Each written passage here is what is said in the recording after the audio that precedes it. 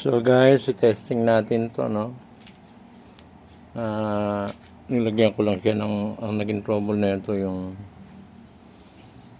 pinalitan ko lang yung oil, yung water seal, and then sinara ko, inayos ko lahat yung mga impeller niya, tsaka yung mga medyo sabit-sabit dyan. Linis lang, tsaka dapat i-seal na todo yung ano.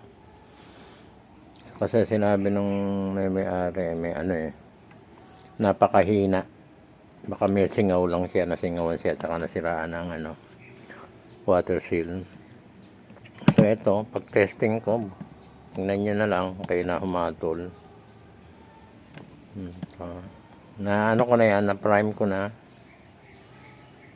So, try natin kung mag-ano pa. Okay, go!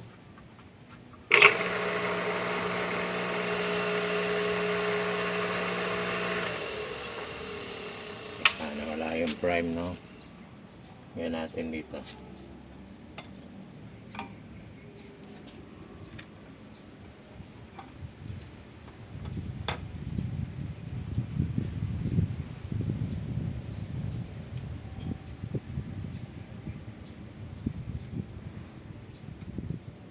Naubos na ulit yung ano niya. Tuloy natin. Dito na lang natin lagyan.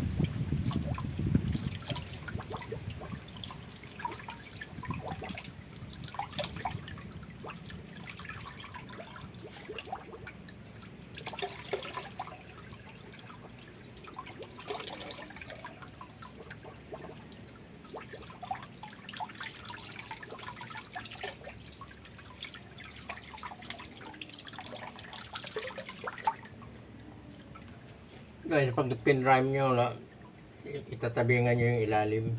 Kasi tatagas din eh.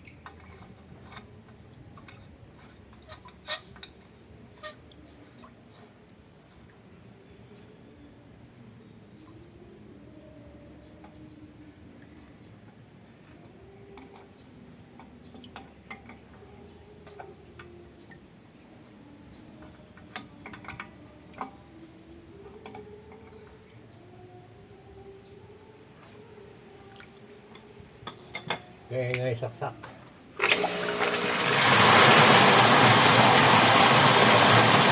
Ang lakas ng ano, nasa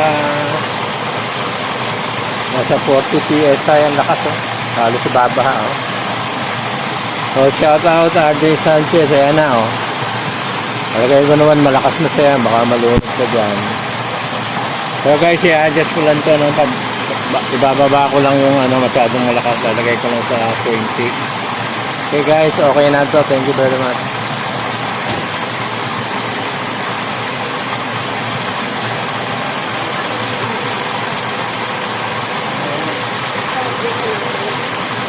Dito lang, pabalik-balik lang yan.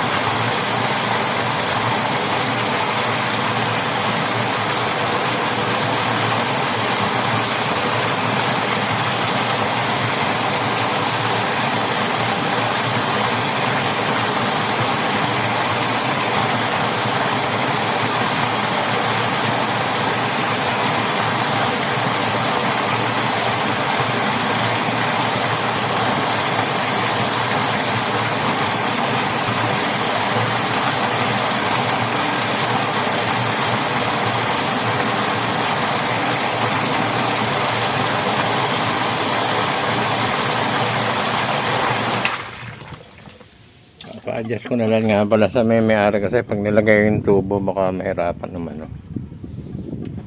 Paano yun?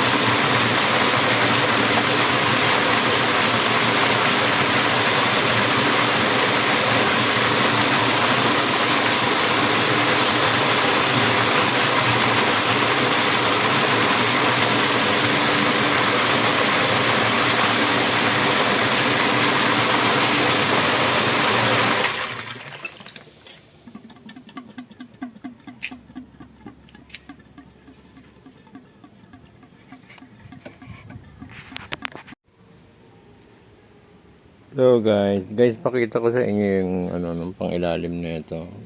Guys, ito dual twin, no. Dual pipe, twin or twin pipe. Etong isa na ito yung palabas. Kumbaga sa ano, yung return niya. So pag return niya, nagbi-build up din ng pressure so pag nakikabit mo na sa talagang ano, sa talagang linya niya, no. Mayroong dalawang tubo yan eh. O kaya nandito lang sa ejector niya. Ayan. And then dito, pag nag-prime kayo, nagsaling kayo ng tubig, tatanggalin nyo yung sa pressure gauge. Tatakpan nyo ito. Kasi tutulo lang ng tutulo aagos dito. Kahit prime kayo ng prime, hindi mauubos kasi naka-open to eh. Kung naka-close kayo, okay lang na hindi nyo takpan to dahil pag napuno na yun, wala na siyang tatakbuhan. Kaso naka-open to dito lang sa lababo kung nilagyan ng tubig. So, pag nag-prime kayo, yung tubig agos lang ng agos dito hanggang umapaw to. Ang gagawin nyo, pag takpan nyo na lang to para mapuno yung prime nyo ng tubig. Hindi nyo mapapahigop yan hanggang hindi napupuno tong pinaka casing na ito. Kung gusto nyo naman, lagyan nyo ng one-way valve.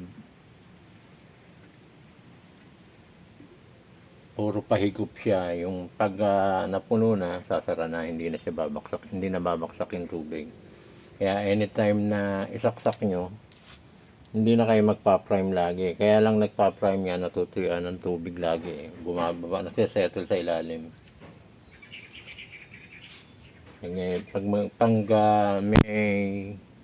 may leak na yung pang ilalim nyo, matagal na may mga buha-buhangin yan eh. Nagdadry na siya, maano na siya, bumababa yung tubig. Ang gagawin nyo, magpa-prime na naman kayo, prime na prime. Yun lang yan. Tapos ito, pag nakalinya itong isang tubo na ito, mas malakas to eh, kasi may pressure to eh. Return, tinutulok niya yung pang ilalim para umakyat. Nagkasi-circulate lang siya. Ito, wala pang return, ang lakas na eh. Okay guys, yun lang.